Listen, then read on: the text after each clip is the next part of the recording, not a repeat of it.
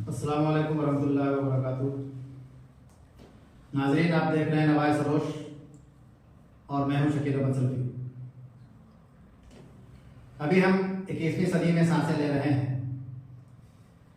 21वीं सदी सिर्फ एक सदी नहीं थी, बल्कि एक वादा थी। वादा तरक्की का, वादा इंसाफ का और वादा बराबरी का। ये सदी अपने इब्तिदाई 25 बरस मुकम्मल कर चुकी है। आइए हम देखते हैं कि सदी के इस पहले 25 बरस या फर्स्ट क्वार्टर में मुसलमान कहाँ खड़े हैं, क्योंकि ये रबो सदी सिर्फ कैलेंडर के औरात पर रखने का नाम नहीं, बल्कि सियासी, समाजी, तहजीबी और फिक्री सतह पर शदीद हलचल का दौर रही और मुसलमानों के लिए अक्सर आजमाइश, इस्तिराब और जवाल की अलामत बनकर आई। 21वीं सदी के आगाज पर मुसलमान पहले से ही तालीम और मईशत के शोबों में पसमानदा थे, लेकिन एक बात बहुत वाज़ेह थी, उनकी शहरियत पर बराह रास्त सवालात नहीं उठाए जाते थे। लेकिन गुज़श्ता 25 वर्षों में, खासतौर पर उसके सेकेंड हाफ या निस्फ़े आखिर में, उन्हें शहरी से एक मसले से ख़तरा और ख़तरे से एक मुश्तबह वजूद में बदल दिया गया। और यही इस 25 वर्षों की सबसे तल्ख़ हकीकत है। बाबरी मस्जिद के बाद का दौर हो या गुजरात फसादात के ज़ख्म हो, मॉब लिंचिंग के वाक़यात हों या शहरियत से जुड़े कवानीन, कभी हिजाब निशाने पर आया, कभी मसाजिद, कभी मदारिस, कभी अजान। हद तो ये है कि खाने पीने के इंतखाब तक को जुर्म के खाने में डाल दिया गया।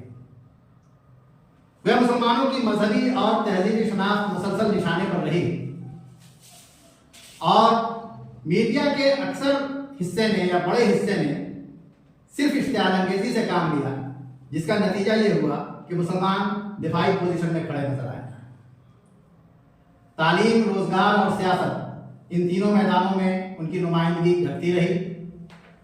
सचर कमेटी रिपोर्ट ने जो हकायक पेश किए थे, उससे ये उम्मीद पैदा हुई थी कि शायद हालात कुछ बदलें, लेकिन हकीकत यह है कि महरूमी मजीद गहरी होती गई। गोया ये रबो सदी अक्सर आजमाइशों और मौके के ज़िया की नजर हो गई। लेकिन सोचने की बात यह है कि ये जो मंजरनामा है, क्या उसकी सारी जिम्मेदारी सिर्फ बैरूनी अवामिल पर डाली जा सकती है? जवाब होगा नहीं। और अगर उस पर जिम्मेदारी सारी बैरूनी अवामिल पर डाल दी जाए तो ये दरहकीकत खुद फरेबी होगी, क्योंकि इस अरसे में खुद मुसलमानों की दाखिली कमजोरियां खुलकर सामने आई। फिरका वाराना सरबंदियां, तालीमी का जिहाद में अपने ताउन, जदीद महारतों से दूरी, जज्बाती रद्द अमल और इज्तिमाई हिम्मत अमली का फक़दान, ये ऐसे अवामिल हैं जिन्होंने हमारी महरूमियों में इजाफा ही किया है। इस दौरान या तो हमारी तरफ से मुकम्मल खामोशी रही या फिर हमने वक्ती तौर पर एहतजाज किया, मगर इदारा साजी, फिक्री तैयारी और तवीलुल मुद्दत मनसूबाबंदी या लॉन्ग टर्म प्लानिंग हमेशा नजरअंदाज होती रही। तो अब सवाल यह है कि क्या अगले 25 बरस भी बका की जंग में गुजर जाएंगे? अगर ऐसा हुआ तो ये एक बड़ी तारीखी नाकामी होगी। मुसलमानों के पास अब इसके अलावा कोई चारा नहीं है कि वो शिकायत के मरहले से निकलकर हिकमत के मरहले में दाखिल हो।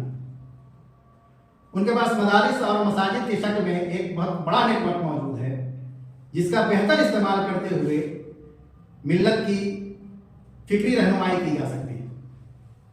उसके साथ ही इस बात की भी असल ज़रूरत है कि पूरी मजहबी शनाख्त के साथ जदीद, मेयारी और मुसाबकती तालीम को अव्वलीन तरजीह दी जाए।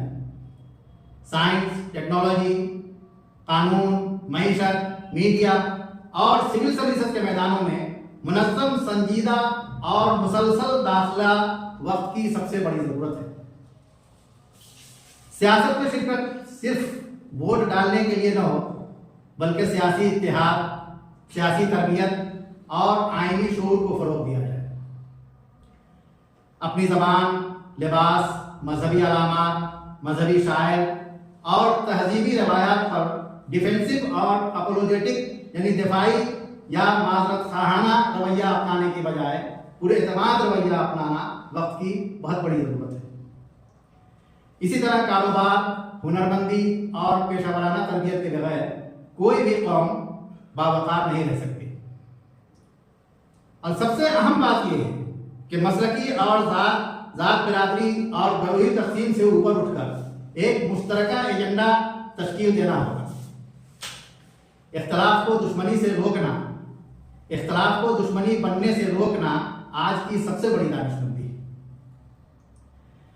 मजमूई तौर पर यह कहा जा सकता है कि 21वीं सदी का पहला हिस्सा यानी फर्स्ट क्वार्टर मुसलमानों के लिए यकीनन एक कड़ा इम्तहान रहा है, लेकिन तारीख का इम्तहान कभी आखिरी नहीं होता है।